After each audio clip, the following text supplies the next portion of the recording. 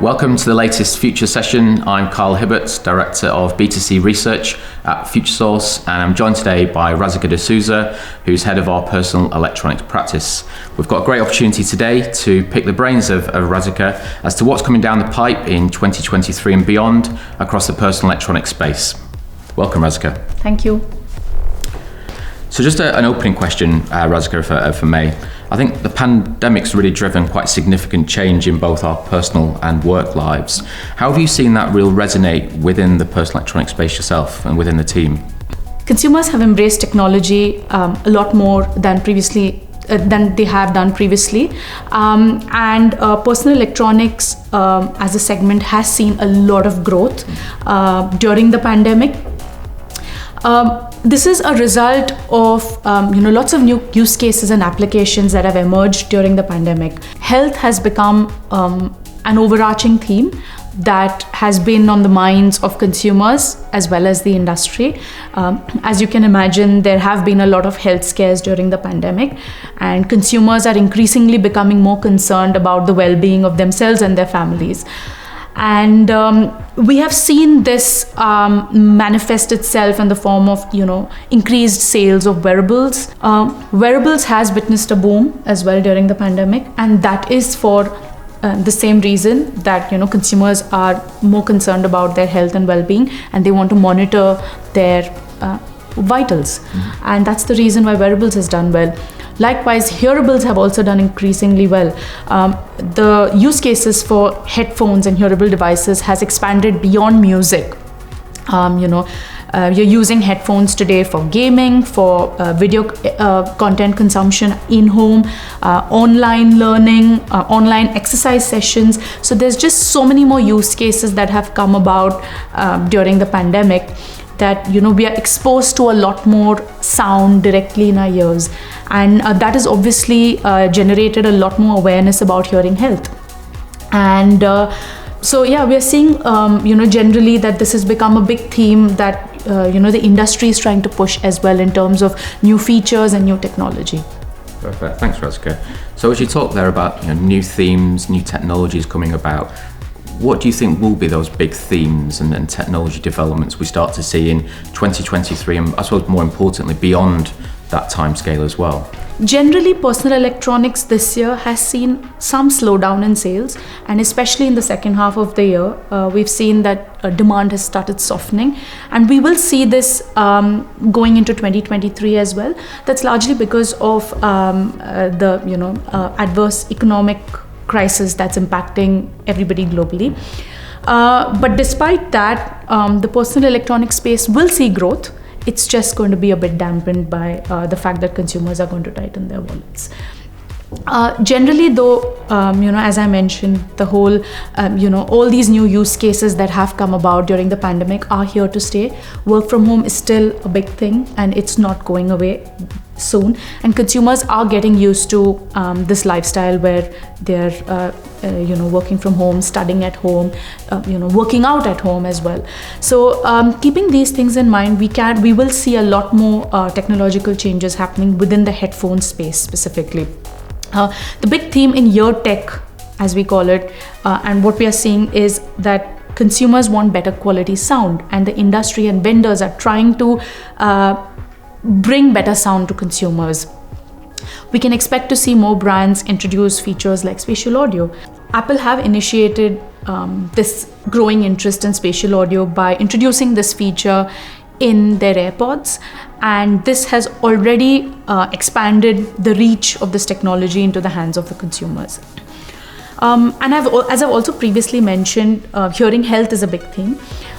So we can see a lot of health-related features and hearing health-related features such as conversation enhancement, sound exposure, personalization of sound, lots of these different types of features coming into headphones.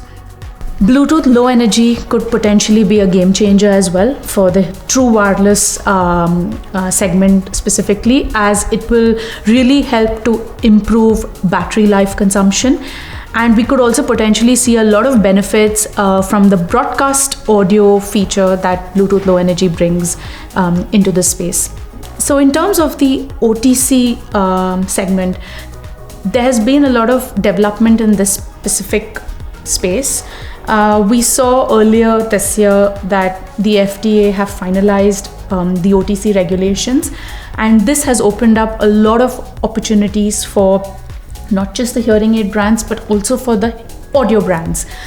And we've already seen a few announcements like Sony's partnership with WS Audiology, Bose's partnership with Lexi Hearing, and Nuheara partnering with HP.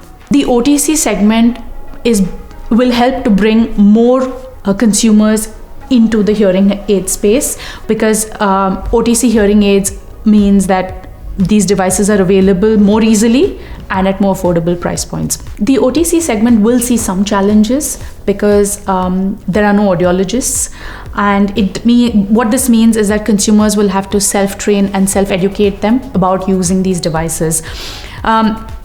On the other hand, what we are also going to see is that hearables are becoming increasingly sophisticated, and although they are not hearing aids, they might actually help to support consumers who have mild hearing loss. So there are some challenges that this segment will face in the short term, but in the long term it will thrive and they will overcome these challenges, and we expect to see a lot of growth in this segment. Within the wearable segment, smartwatches is one of the biggest categories, and we are expecting that this segment will see a short-term blip just because of the cost of living crisis, but generally as a category it's going to see a lot of growth in the long term. All the big technology brands, Apple, Samsung, Google, they are all backing this space and bringing out premium products in this particular segment. So we are expecting that this category will do really well. On the other hand, we are also seeing the entry-level segment of the wearables market perform very strongly, specifically in markets like India. These are more smartwatch style sport watches, so they are not as sophisticated as a smartwatch, but they still do the job. And in price sensitive markets, we are expecting that these segments will really boom in the coming years. But generally, with wearables as a category, we are expecting more of an evolution of the space rather than a revolution. We will see more features coming into wearables, and we will generally see that the back-end algorithms are being improved massively, and the user experiences for consumers and the insights that are delivered to consumers will really see a lot of change and a lot of developments, which we expect will make wearables a product that consumers cannot do without in the longer term. So it's been fascinating to get your insights in terms of this 2 to 3 year horizon for the personal electronics space. But now looking at that longer term viewpoint as well, where do you think the industry can go? What's the expectations around it? Well, I think the hope is that there will be an emergence of ecosystems where hearables, wearables, mobile technology, AR, VR, they all work seamlessly together. So I think that's where I think the industry will move towards. Additionally, I think we will see a lot of developments in the hearable space specifically, and it's likely we may see products that are termed as headphones 3.0, maybe a few products out there that actually work and are suitable replacements to smartwatches and smartphones. Another long-term trend that we are expecting to see develop is developments in AR and VR technology, and that is because brands are starting to heavily invest in what we call the metaverse. So currently there's 3 brands that are doing really well in the space and taking a lot of effort into R&D for developing products, and those are Sony, Meta and Pico. But we will see a lot more activity in this space as use cases for VR and AR extend beyond gaming. Rasika, many thanks for delivering some great insights as always again today. Thank you. Thank you. I really enjoyed being here today.